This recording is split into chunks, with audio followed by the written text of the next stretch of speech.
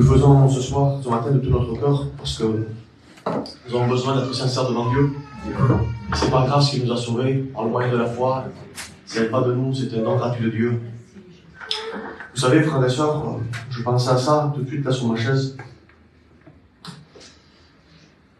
Où se trouve Jésus-Christ? Il est où? C'est que dit la Bible. Par rapport à Dieu. À la droite du Père. Amen. Il est assis à la droite du Père. C'est Pierre qui va le dire. Et dans Actes chapitre 7, lorsque Étienne est lapidé, ils prennent des pierres et ils le jettent sur Étienne. Et Étienne lève les yeux et il voit Jésus-Christ debout. Mais Seigneur, dans ta parole, c'est écrit que tu es assis à la droite du Père. Et là, on retrouve Jésus debout, alors que Christ était déjà parti, puisque l'ascension, c'est dans Acte 1. Il s'est levé pour accueillir. Amen. Il s'est levé pour accueillir Étienne. Écoutez bien, lorsqu'on rentre dans le ciel, la Bible dit qu'il confessera notre nom. Devant les anges, devant son Père. Père, voici Juan, voici mon fils. Je donnerai un nouveau nom qui sera écrit sur un caillou blanc. Et les anges seront là, le Père sera là, et il confessera notre nom. Il se lèvera pour nous accueillir. Écoutez bien, frères et sœurs, tout simplement. Je crois que si on va voir Macron, il ne se lèverait pas, je pense, de table pour venir nous chercher. Si on irait voir le plus grand des présidents, ou ce que vous voulez, n'importe quelle personne, il ne se lèverait pas pour venir nous accueillir. Mais je crois que celui qui a créé les cieux et la terre, celui qui, ce matin, est au milieu de nous, il est prêt à nous recevoir dans le ciel, s'est enlevé de son trône. Je crois que si lui s'est levé, il se lèvera pour nous lorsqu'on sera avec lui. Je crois que nous aussi ce matin on peut se lever. On peut se lever de notre position et on peut se lever dans notre prière. Vous voulez bien qu'on se lève de notre place et qu'on prie le Seigneur? Amen. Voilà, je vais demander à tout quelqu'un qui puisse me présenter devant le Seigneur. Te bénissons, Seigneur. Amen. Nous te disons merci. Merci pour le privilège que tu nous donnes, Seigneur, ce matin, d'être, Seigneur, dans ta présence. C'est vrai que pour moi-même, Seigneur, c'est avec un cœur troublé que ce matin, je suis là. Et je veux te présenter, Seigneur, en premier lieu, cette famille qui passe par le deuil, Seigneur. Seigneur, encourage-les, fortifie-les, Seigneur. Maintenant, je te prie pour ton serviteur, Seigneur. Celui que tu as choisi, Seigneur. Seigneur, je sais que tu es celui que maintenant tu parles à travers lui. Amen. Seigneur, merci, parce que toi, tu es Dieu. Et à toi, Seigneur, toute la gloire. Amen. Dieu, béni soit Dieu, on peut s'asseoir. Dieu est tellement riche, frère et sœur, dans tous ses attributs.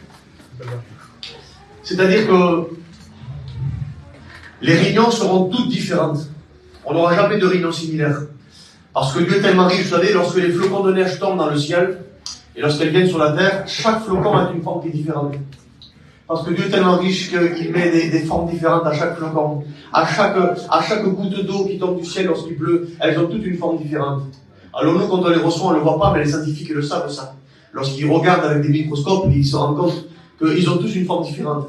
Et toutes nos réunions seront différentes. Toutes nos réunions seront différentes. Des fois, Dieu se manifeste par la joie. Des fois, Dieu se manifeste par la révélation.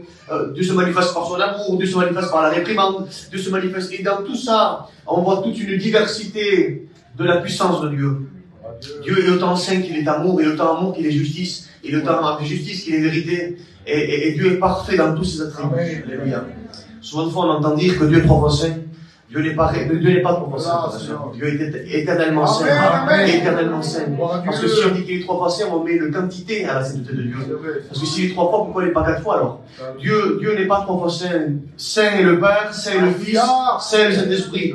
Saint dans le passé, saint dans le présent, saint dans le futur. Saint dans le ciel, saint sur la terre, saint sous la terre. Saint dans les 3 dimensions, saint dans l'espace-temps. Il est saint, éternellement saint. Alors, j'ai reçu un message il y a quelque temps en arrière pour vous ce matin, et confirmé par le Seigneur hier dans mon corps, dans ma chambre, et j'ai appris hier soir ce qui s'est passé à Port-de-Bouc, et je me suis mis à part, j'ai dit Seigneur, est-ce que le message a changé, Seigneur, est-ce que le message n'est plus le même?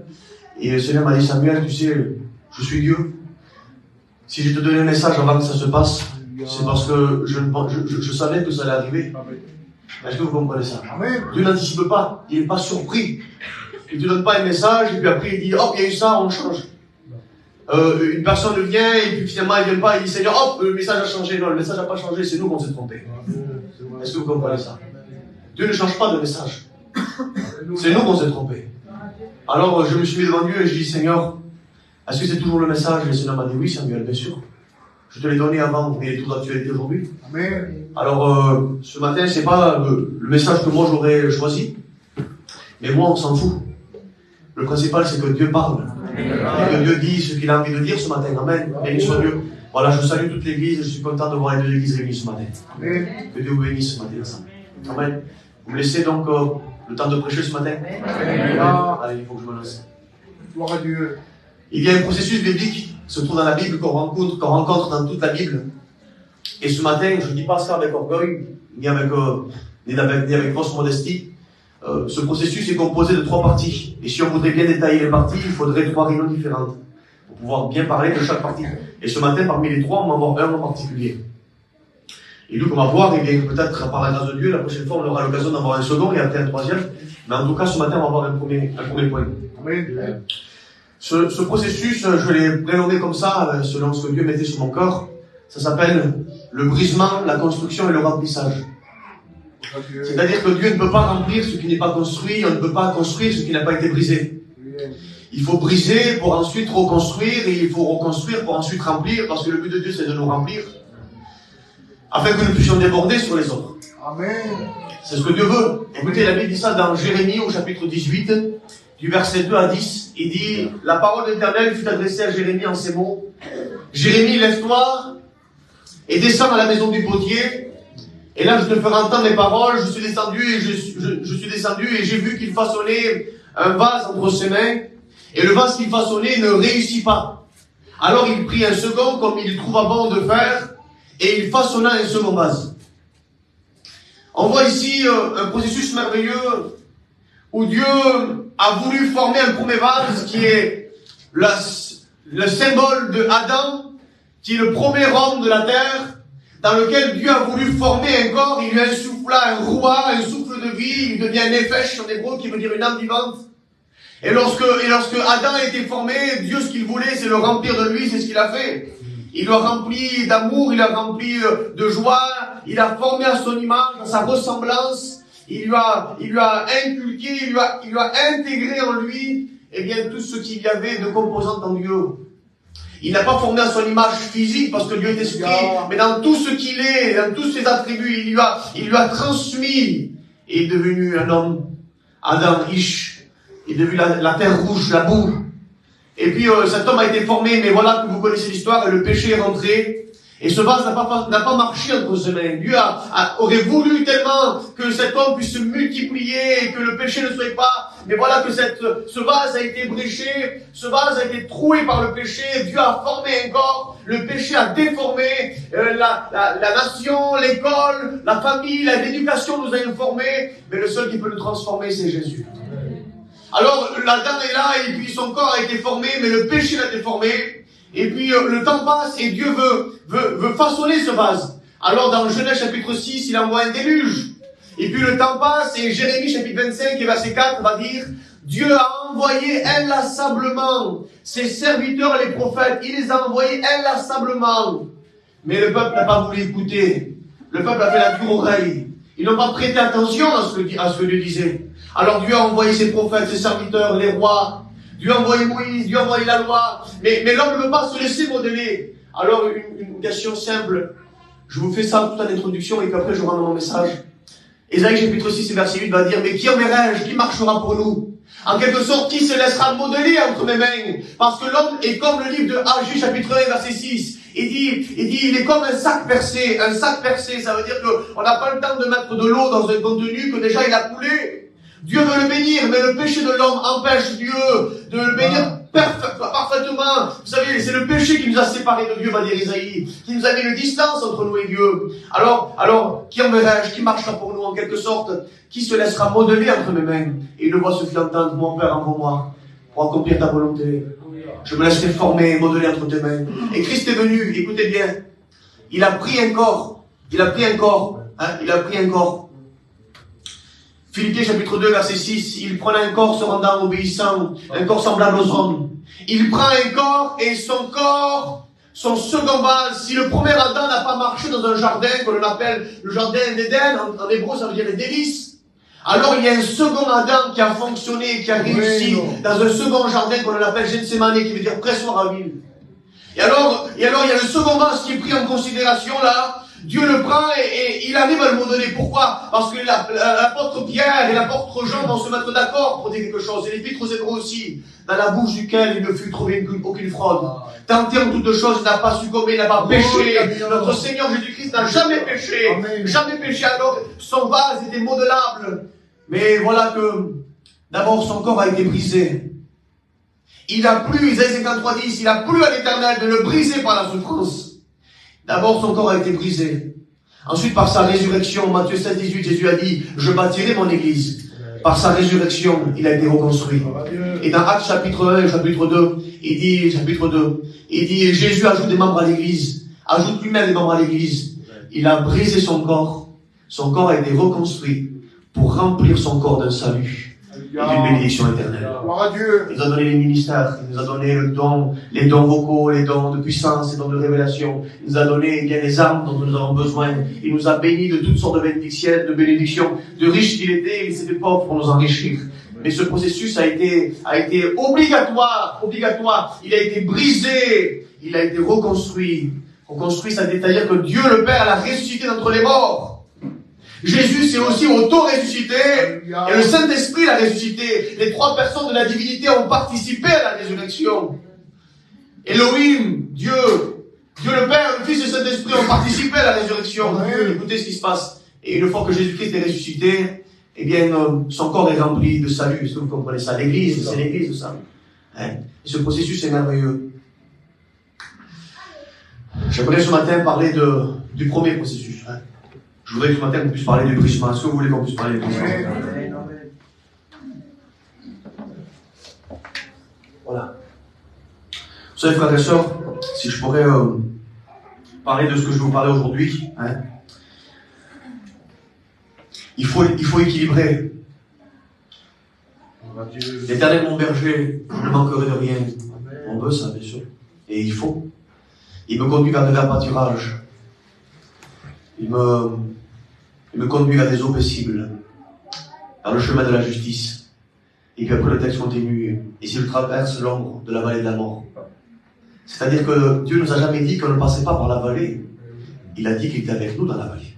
Et ça, c'est autre chose. Et j'aimerais ce matin qu'on puisse voir un sujet ensemble, c'est sur la puissance et le pouvoir de la douleur. Je voudrais qu'on puisse parler de la souffrance ce matin. Qu'on puisse parler de la douleur, du brisement.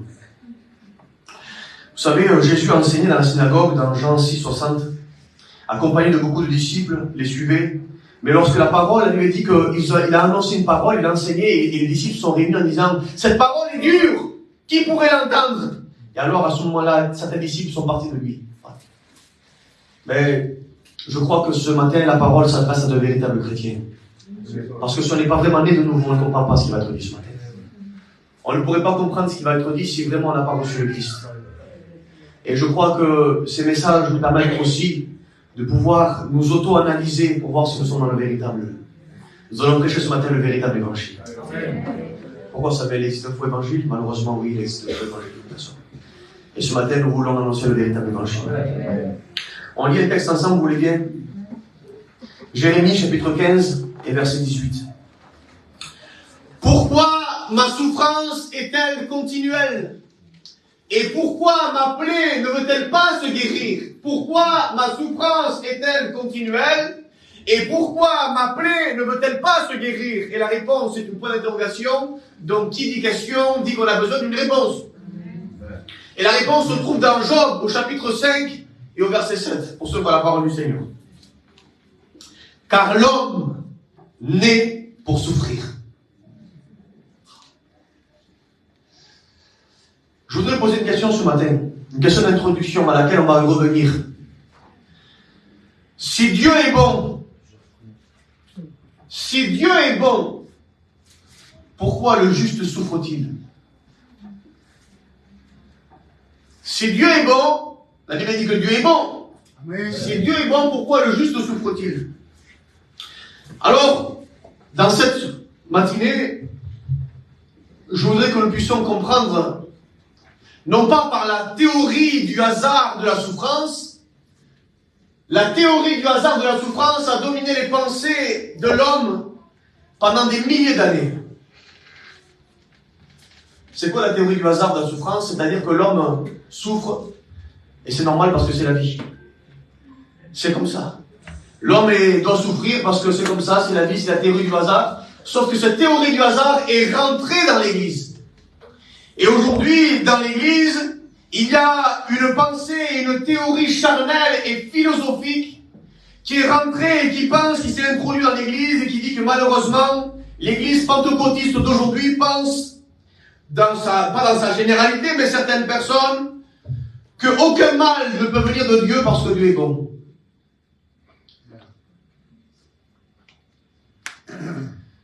La souffrance est une volonté permissive de Dieu.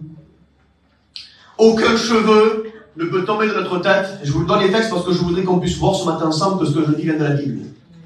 Alors je vais référencer ce matin chaque texte, d'accord? Je dis oralement et puis vous pouvez ensuite aller les regarder. Matthieu chapitre 10 et verset 30, Luc chapitre 21 verset 18. Aucun cheveu ne peut tomber de notre tête sans que Dieu ne le sache. Et sans que Dieu ne l'ait permis dans sa permission permissive, dans son action volontaire permissive. Rien ne peut arriver sans que Dieu n'ait accordé dans une permission, dans une action permissive. C'est pas qu'il le voulait, mais il y a une permission de Dieu. Rien ne peut se faire sans que Dieu ne l'ait permis. Amen. Parce que Dieu est Dieu. Alors la question qui va se poser c'est, mais pourquoi Dieu autorise-t-il alors? C'est une question légitime qu'on peut se poser. Pourquoi Dieu autorise-t-il? La douleur, frères et sœurs, n'est pas une demande, n'est pas une question. La douleur est une réponse. La douleur n'est pas une question. Seigneur, pourquoi je souffre? La douleur est une réponse au péché. Car Dieu a établi une loi avec 613 ordonnances et 10 commandements. Et cette loi qu'il a établie des règles déjà visibles dès le jardin d'Éden, au commencement, avec une justice qu'il applique pour quiconque transgresse cette loi. Dieu a établi une loi parfaite dans laquelle, dès le commencement en Éden, même si la loi de Moïse n'existait pas à ce moment-là, il y avait déjà une introduction de la loi de Dieu dans le cœur de l'homme. Comment ça se fait que Adam a péché, il s'est caché, il a eu peur dans le cœur de l'homme? Comment ça se fait que Caïn a tué son frère et il a menti en disant c'est pas moi qui l'ai tué? Dans le cœur de l'homme, il y a déjà une loi installée. Écoutez, la première fois que le mot douleur apparaît dans la Bible, ça se trouve dans Genèse chapitre 3 et verset 16. À la suite du péché. Écoutez bien ce qu'il est dit. Regardez pour ceux qui ont la Bible, on le lit ensemble. Donc c'est Dieu qui parle. Il dit à la femme, Dieu dit à la femme, c'est-à-dire qu'elle vient de pécher. Hein? Elle a péché, Adam a péché aussi, et là c'est la conséquence de leurs actions. Et la Bible dit, parce qu'écoutez bien, il ne faut pas confondre ce que c'est pardon et réparation. Si mon fils prend une télécommande et qu'il la jette sur la télé, il pleure, je vais l'engueuler, et puis après je vais le pardonner, je l'embrasse, je l'aime, c'est pas grave papa, le caillou c'est pas grave. Mais la télé est toujours cassée. Alors mon pardon ne vaut pas réparation. Dieu a pardonné Adam et Ève, il les a revêtis de vêtements de peau parce que Dieu est le premier qui a fait le sacrifice dans la Bible. Il les a revêtis de vêtements de peau, le sang a coulé puisque la bête a dû être tuée. Mais la conséquence était là, le péché était là. Et il a fallu que par la suite, la réparation, c'est Jésus qui vienne sur la terre pour pardonner nos péchés. Est-ce que vous comprenez ça, souvent? Et là, la Bible dit ça. Dieu dit à la femme, regardez ce qu'il est marqué.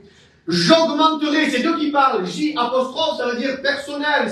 C'est la première personne du singulier. J'augmenterai, moi, Dieu, j'augmenterai. Le texte littéral en hébreu, c'est rabat rabat. Parce que si on dit j'augmenterai en français, ça veut dire que la douleur existait déjà, mais la douleur n'existait pas. Et en hébreu, ça se dit rabat rabat. Et rabat rabat, ça veut dire grand sera ta souffrance, femme. Femme, grand sera ta souffrance. Et dans le mot rabat, en hébreu, ça veut dire devenir. Ça veut dire, il dit pas j'augmenterai, parce qu'en français, la traduction, c'est j'augmenterai. Mais quand on dit on augmente, ça veut dire que tu as déjà une base. T'as 1 euro, j'augmente ton salaire, t'as 2 euros. Il y a déjà une base. Alors ça veut dire que s'il dit j'augmenterai, ça veut dire que la douleur existait déjà. Mais c'est pas comme ça qu'il est marqué en hébreu. En hébreu, il est marqué, elle deviendra, grand, deviendra ta douleur, femme. C'est ça qu'il est en train de dire. Alors, Dieu est en train de dire ça. J'augmenterai moi, c'est moi qui le fera, c'est ma volonté, je veux le faire. J'augmenterai la souffrance de tes grossesses, tu enfanteras avec douleur. Est-ce que vous laissez la liberté de prêcher ce matin? On écoute la prédication entièrement car Dieu vous a fait d'une chose son commencement. Au début, frères et sœurs, je peux comprendre quelquefois que ce que je vais expliquer ce matin, ce n'est pas dans le désir de tout le monde, on veut repousser ce que je vais dire ce matin. Mais un véritable enfant de Dieu, qui aime Dieu, et qui l'accepte dans tous ses attributs, acceptera la parole ce matin. Écoutez, Dieu parle, il dit, j'augmenterai, femme, la souffrance des grossesses et tu enfanteras avec douleur. Cette douleur, selon les scientifiques, c'est la douleur maximum. C'est la douleur à son apogée qu'un être humain peut supporter. D'ailleurs, quand un homme a un calcul peut-être dans les reins ou une douleur atroce, on compare toujours cette douleur à la douleur de l'accouchement. Pardonnez-moi pour ce que je dis ce matin. Je m'excuse de parler d'accouchement. Excusez-moi. Mais je veux parler de la Bible ce matin. Est-ce que vous voulez j'ai la liberté de parler ce matin. Vous comprenez ce matin. C'est-à-dire que c'est la douleur à son maximum, à son apogée. Au-delà de ça, c'est la mort. On ne peut pas subir une douleur plus atroce que la douleur de l'accouchement. Écoutez, cette souffrance-là, c'est une volonté de Dieu, un désir de Dieu, accompli dans sa justice parfaite. Si la Bible dit que Dieu est le même, selon Hébreux chapitre 13 verset 8, si Dieu est le même hier, aujourd'hui et pour l'éternité, alors le Dieu de l'Ancien Testament est le même Dieu que le Nouveau Testament. Il semblerait qu'aujourd'hui, dans certaines pensées chrétiennes, il semblerait qu'il y a 2 dieux. Pardonnez-moi pour ce que je veux dire, mais je voudrais rompre ça ce matin. Je voudrais le briser ce matin, ça va la prédication. Frères et sœurs, le Dieu de l'Ancien Testament, c'est le même Dieu que le Nouveau Testament. Sauf que la dispensation est différente, c'est tout. L'exigence de Dieu dans la loi et l'exigence de Dieu dans la grâce. La grâce est plus exigeante que la loi. La loi dit, si tu ne commettras pas d'adultère. La grâce dit, si tu convoites quelqu'un, tu as déjà commis l'adultère dans ton cœur. La grâce a une exigence encore supérieure à la loi. Mais Dieu nous donne la capacité, le vouloir et le faire, d'accomplir en Jésus-Christ, puisqu'il a déjà tout accompli, et d'accomplir en Jésus-Christ l'œuvre à laquelle il nous a appelés pour le salut éternel. Écoutez ce qui se passe. Si le Dieu dans l'Ancien Testament est le même Dieu que le Nouveau Testament, alors j'aimerais te dire qui est ce Dieu dans l'Ancien Testament. Je voudrais qu'on puisse dire quelques textes ensemble. Ne vous braquez pas ce matin, frères et sœurs. Ne ferme pas ton cœur à ce qui va être dit. Ouvre ton cœur et essaie de comprendre. Dis Seigneur, révèle-moi par ton esprit, j'ai besoin de comprendre ce matin. Parce que cette prédication, elle a une portée de maturité spirituelle extraordinaire. Et si tu la comprends, elle va t'aider dans ta vie spirituelle, vraiment, vraiment. Alors, je voudrais qu'on puisse lire quelques textes. Deutéronome, chapitre 28, et versets 59 à 61. L'Éternel te frappera, toi et ta postérité, par des plaies grandes et de longue durée, par des maladies graves. Il amènera sur toi toutes les maladies, et elles s'attacheront à toi. Et même l'Éternel fera venir sur toi jusqu'à ce que tu sois détruit, toutes sortes de maladies et de plaies qui ne sont point mentionnées dans le livre de cette loi. Exode chapitre 23 et versets 24 à 27. Tu ne te prosterneras point devant leurs dieux, et tu ne les serviras point. Tu n'imiteras point ces peuples dans leur conduite, mais tu les délivreras et tu les briseras leur statut. Et j'éloignerai la maladie du milieu de toi et la stérilité. Genèse chapitre 16 et verset 2. Sarah dit à Abraham, voici l'Éternel m'a rendu stérile. Genèse chapitre 20 verset 18. L'Éternel avait frappé de stérilité toute la maison d'Abimelech à cause de Sarah. Job chapitre 2 et verset 6. L'Éternel dit à Satan, voici je te livre, seulement ne touche pas à sa vie. On vient de voir dans ces textes, parce qu'on entend souvent de fois, Dieu ne peut pas envoyer la maladie. Moi je vous dis que la Bible dit que Dieu a déjà envoyé la maladie. La maladie est une conséquence du péché, c'est vrai.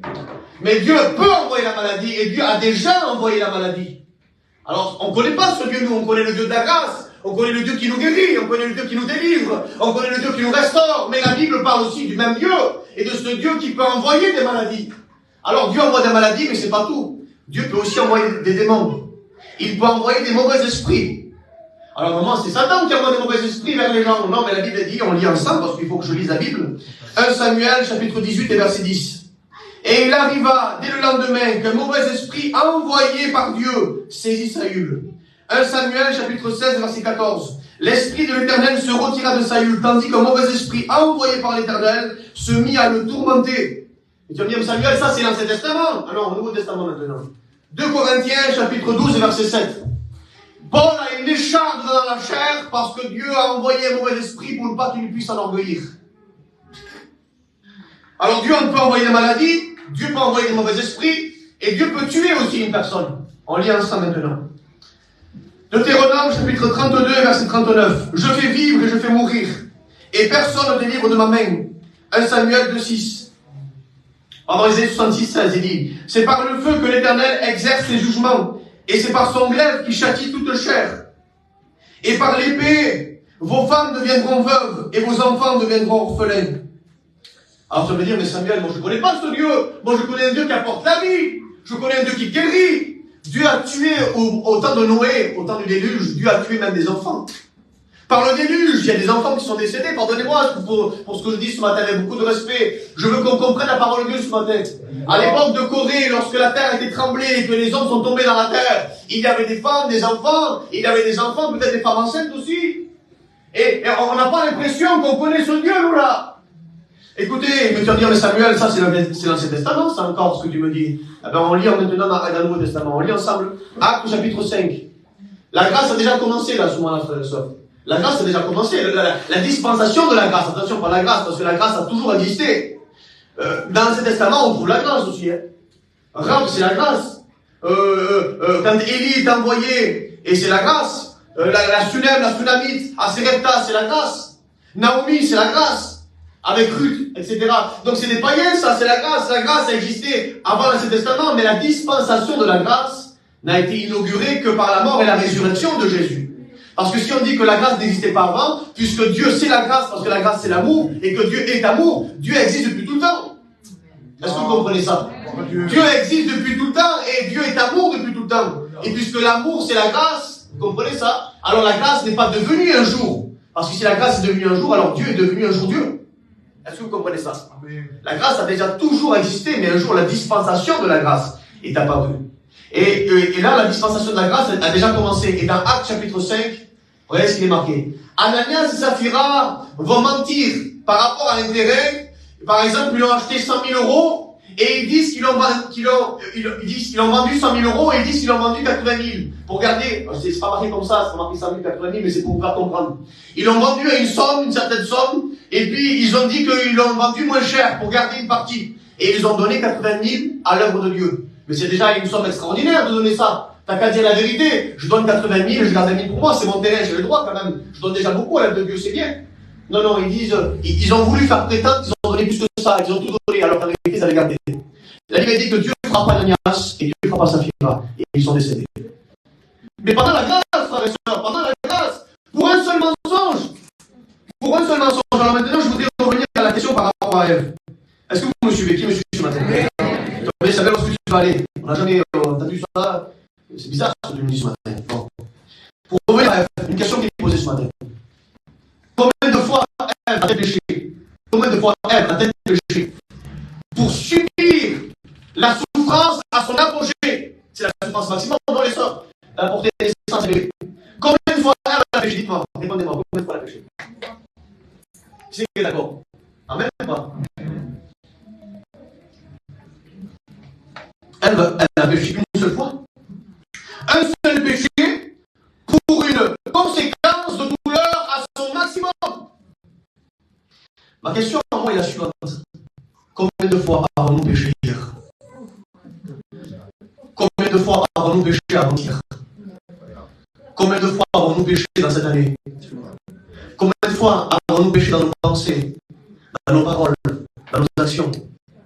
Combien de fois avons-nous péché? Si pour un seul péché, la conséquence et le jugement de Dieu, c'est la souffrance à son apogée, alors nous qui péchions tous les jours, quel devrait être notre niveau de souffrance? Nous sommes en train de vivre la grâce sans nous rendre compte de cette grâce.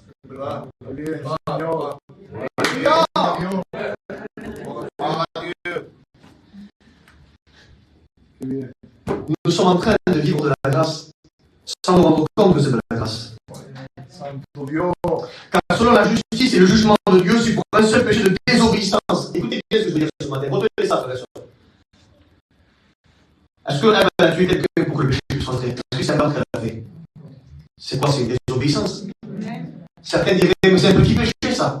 Le mot petit et grand péché n'existe pas dans la Bible. C'est une idéologie catholique, ça. Il faut que ça sorte de l'église évangélique. Il n'y a pas de petit et de grand péché. Un péché est un péché.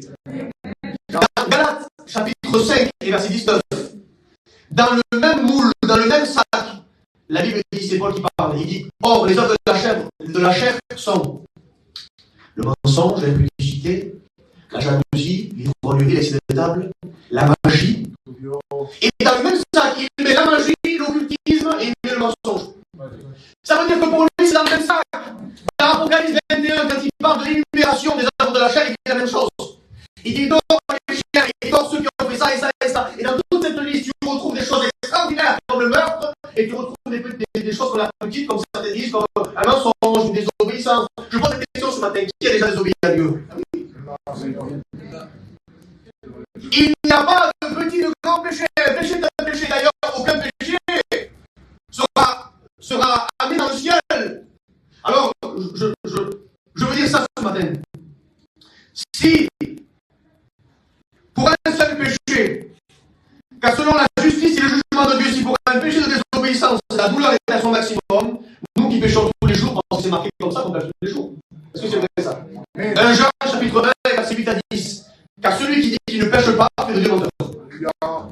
Nous péchons tous les jours. Quelle douleur devrions-nous normalement subir selon la justice de Dieu? Nous ne souffrons pas ce que nous devrions souffrir dans sa justice à cause de la grâce. Et nous nous plaignons des petites souffrances que nous vivons au quotidien. Selon ce jugement, on ne devrait pas ni manger, ni boire, ni respirer, ni prendre des enfants dans les bras. On ne devrait pas respirer. Selon ce jugement, vous me suivez ou pas? Si pour un seul péché, la souffrance est à son apogée, nous qui péchions tous les jours, notre